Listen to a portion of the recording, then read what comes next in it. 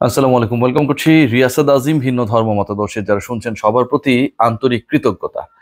Glenn Maxwell হতে পারলেন না তাওহিদ হৃদয়, হতে পারলেন না পাকিস্তানের এই মুহূর্তের সবচেয়ে আলোচিত ব্যাটারদের একজন মোহাম্মদ রিজওয়ান। ক্র্যাম্প করছিল, নড়তে পারছিলেন না, দৌড়াতে পারছিলেন না। দলের জন্য শেষ পর্যন্ত 50তম ওভার পর্যন্ত লড়েছেন তাওহিদ হৃদয়। শেষ ব্যাটসম্যান হিসেবে যখন আউট হয়েছেন তখন তার রান 100। আর যখন ক্রিজে লড়াইটা শুরু করেছিলেন মূলত ষষ্ঠ উইকেটে জাকের আলী অনিকের সাথে, তখন বাংলাদেশের রান মাত্র 35, 5 উইকেটের বিনিময়ে। বাংলাদেশ ভারতের কাছে হেরেছে। বাংলাদেশ শেষ পর্যন্ত খেলা জমিয়ে রাখার চেষ্টা করেছে। শেষ পর্যন্ত যারা আমরা বাংলাদেশ দল পারফরম্যান্স 3টা জিরো, তিনজন বাংলাদেশের প্রসিদ্ধ ব্যাটার জিরোতে আউট হয়েছেন, মাত্র 8টা বল খেলেছেন তিনজন মিলে, সমালোচনা করছিলাম, হা রিয়াকশনস দিচ্ছিলাম সবাই। তারপরও আশায় বুক বাঁধছিল যে কোনো কিছু একটা হলে হতেও পারে। যখন ইন্ডিয়ার 4th উইকেটের পতন ঘটলো তারপর তো সবাই নড়ে চড়ে বসেছিল। কে এল রাহুলের ক্যাচ মিস করলেন জাকের আলী অনিক। একদিকে হিরো, অপরদিকে যেন ট্র্যাজিক হিরো। জাকির সেই ক্যাচ মিস করার পর যেটুকু আশা ছিল সেই আশাটুকু শেষ হয়ে যায়।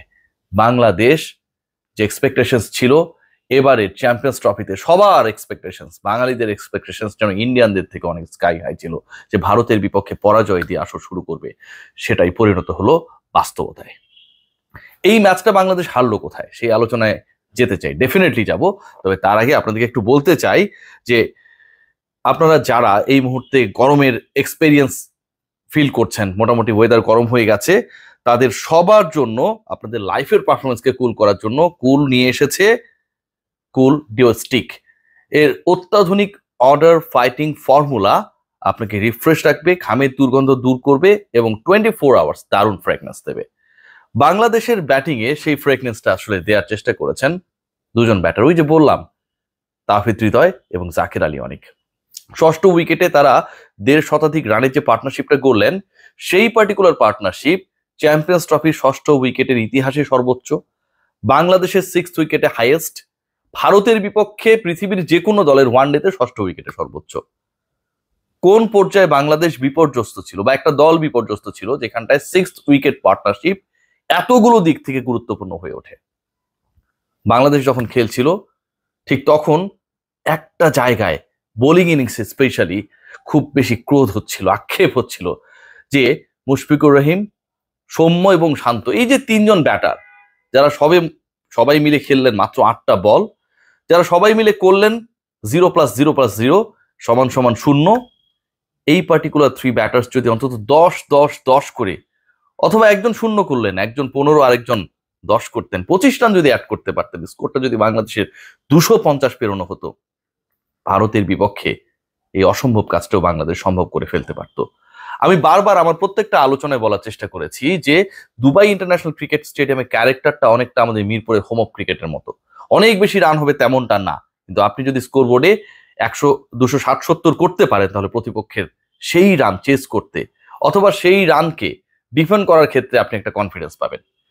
এন্ড অফ দ্য ডে সেটাই হয়েছে। বাংলাদেশ 230-এর কাছাকাছি গিয়ে থেমেছে। বাংলাদেশ দলের 3 জন ব্যাটসম্যান জিরোতে আউট হয়েছে। বাংলাদেশ 35-এ 5 উইকেট হারিয়েছে। বাংলাদেশ অসংখ্য রান আউট মিস করেছে। বাংলাদেশ যেই সময়টা মোমেন্টাম ক্রিয়েট হচ্ছিল, তাসকিন আহমেদের বলে কে এল রাহুল আউট হয়ে যাচ্ছেন, জাকের আলী অনেক ক্যাচ নিতে নিতেও শেষ পর্যন্ত নিতে পেলেন না। সবচেয়ে ইন্টারেস্টিং পার্ট যেটা, যে জাকের আলী অনিকের খেলার কথা ছিল বা ছিল না, তাওহিদ হৃদয়ের খেলার কথা ছিল বা ছিল না, একটা আলোচনা চলছিল মাহমুদুল্লাহ রিয়াদকে নিয়ে। কারণ মাহমুদুল্লাহ রিয়াদ আমরা গতকাল পর্যন্ত কনফার্ম ছিল যদি খেলছেন তাহলে বাদ পড়বেন কে, সেই বাদ পড়ার লিস্টে আসলে এই দুজনের একজন যখন থাকেন, সেই দুজনই তখন খেলে ফেলেন মাহমুদুল্লাহ থাকার কারণে।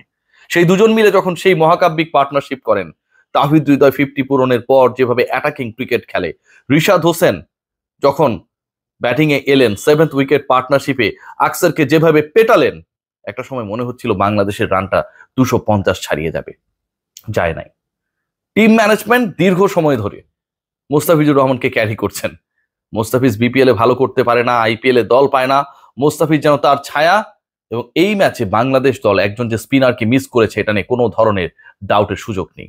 আপনি যদি খেয়াল করে দেখেন যে বাংলাদেশের বোলিং ইনিংসটায় একটা সময় সবাই যেন প্রার্থনা করছিল যে 2-2 4 ওভার বা 4 এবং 2 +6 ওভার বাকি ছিল দুই স্পিনারের মেহেদী হাসান মিরাজ এবং অসাধারণ বল করা রিশাদ হোসেন, তারা যখনই বল করতে আসেন না কেন তার আগে যেন একটা দুটা ইন্ডিয়ার উইকেট পড়ে। ব্যাটাররা ওয়েট করছিলেন এই দুই বোলারের কোটা কখন শেষ হবে, তারপর তারা খোলস ছেড়ে বের হবেন। শুভমান গিল যেন এই ম্যাচে বাংলাদেশের তাওহিদ হৃদয়ের ভূমিকায়, হৃদয় যেমন এক প্রান্ত আঁকড়ে রেখেছেন, সেঞ্চুরি করেছেন, হাঁটতে পারছিলেন না, দৌড়াতে পারছিলেন না, শেষ পর্যন্ত লড়ে গেছেন, শতক পূরণের পর বারবার উইকেটের পাশে শুয়ে পড়েছেন, হাল ছাড়েন নাই। শুভমান গিল যেন সেই ভূমিকায়, কিভাবে ফিনিশ করে আসতে হয় টপ অর্ডারকে সেটা যেন চোখে আঙুল দিয়ে দেখিয়ে দিয়েছেন শুভমান গিল। বাংলাদেশের এই পরাজয় আমার কাছে মনে হয় যে সব দিক থেকে অনেক বেশি হতাশার। ইন্ডিয়ার সাথে বাংলাদেশ পারবে না, বাংলাদেশ পরাজিত হবে, ভারত বাংলাদেশকে হারিয়ে দিবে, এই যে আমাদের এক্সপেকটেশনস বা ক্যালকুলেশনস গুলো অবশ্যম্ভাবীভাবে এটাই হওয়া উচিত। কিন্তু একটা দল যখন 35-এ 5 উইকেট হারানোর পর শেষ পর্যন্ত 230-এর কাছাকাছি করে, একটা দলের ষষ্ঠ উইকেট পার্টনারশিপ যখন চ্যাম্পিয়ন্স ট্রফির ইতিহাসে সর্বোচ্চ রানের রেকর্ড করে, নিজেদের ইতিহাসে ভারতের বিপক্ষে কোনো দলের ইতিহাসে নতুন রেকর্ড করে, তখন সেই পার্টিকুলার দলের যে ভাঙা হাড়ি জোড়া দেবার ক্ষেত্রে যে দুজন ব্যাটসম্যান লড়েছেন সেই ব্যাপারটা কিন্তু খুব স্পষ্ট হয়ে যায়। শেষ পর্যন্ত বাংলাদেশ পারে নাই। বাংলাদেশ আমার কাছে মনে হয় সামটাইমস কিছু কিছু ক্রিকেটারকে শুধুমাত্র নামের ভারে ক্যারি করেন। এই যে জিরোগুলো, ভাবতে পারেন 3টা জিরো মাত্র 8 বলের ব্যবধানে এই 3 ব্যাটসম্যান ফিরে গেছেন। একটা সময়ে আলোচনা হচ্ছিল, ফেসবুকে আলোচনা হচ্ছিল, সোশ্যাল প্ল্যাটফর্মে অনেকেই লিখছিলেন যে হয়তো পত্রিকা, আপনারা সবাই জানেন যে আসলে অনেক আগেই লিখে ফেলতে হয় কি ঘটছে, দূর দূরান্তে সেই পত্রিকা, কাগজে পড়া পত্রিকা যায় যে ফার্স্ট এডিশনেই বাংলাদেশের রেজাল্ট আমরা লিখে ফেলতে পারবো। ভাবা শুরু করেছিল কিছু মানুষ যে বাংলাদেশ 50-60 কি করতে পারবে। আজকের ম্যাচে তাওহিদ হৃদয় তার মেডেন সেঞ্চুরি করেছেন। তামিম ইকবালের পর চ্যাম্পিয়ন্স ট্রফিতে অভিষেকেই সেঞ্চুরি করা দ্বিতীয় বাংলাদেশি ব্যাটার হয়েছেন, তিনি করেছেন 100 রান। বাংলাদেশ সাকুল্যে 100 কি করতে পারবে সেই সংখ্যাটাও একসময় ছিল। সেই বাংলাদেশ 100 পেরিয়েছে, 150 পেরিয়েছে, 200 পেরিয়েছে, 250-র কাছাকাছি গেছে, তো শেষ পর্যন্ত সেটাও এনাফ হয় নাই। ওই যে বললাম মিরপুরের হোম অফ ক্রিকেটের যে খেলা, যেখানটায় 250-এর কাছাকাছি 260 ক্রস করে যদি যাওয়া যায় তাহলে একটা আশা তৈরি হয়। বাংলাদেশে সেই আশাটা শেষ পর্যন্ত তৈরি হয়নি। একটা টিমের টোটাল 7 জন ব্যাটারের মধ্যে যখন এরকম জিরো করার প্রতিযোগিতা, অর্ধেক ব্যাটার 50% ব্যাটার যখন মাত্র 8 বল খেলেন, 8 বলের মধ্যেই তারা অক্কা পেয়ে শেষ পর্যন্ত ড্রেসিং রুমে ফিরে যান, তখন বাকি 4 জন কতটুকুই বা পারবেন। মেহেদী হাসান মিরাজ 4-এ নেমে ব্যর্থ, তানজিদ হাসান তামিম 25 বলে 25, আর বাকি থাকে দুজন, একজন 68, একজন 100। এ পর্যন্তই ছিল আসলে বাংলাদেশের আজকের দিনে চেষ্টার পালা।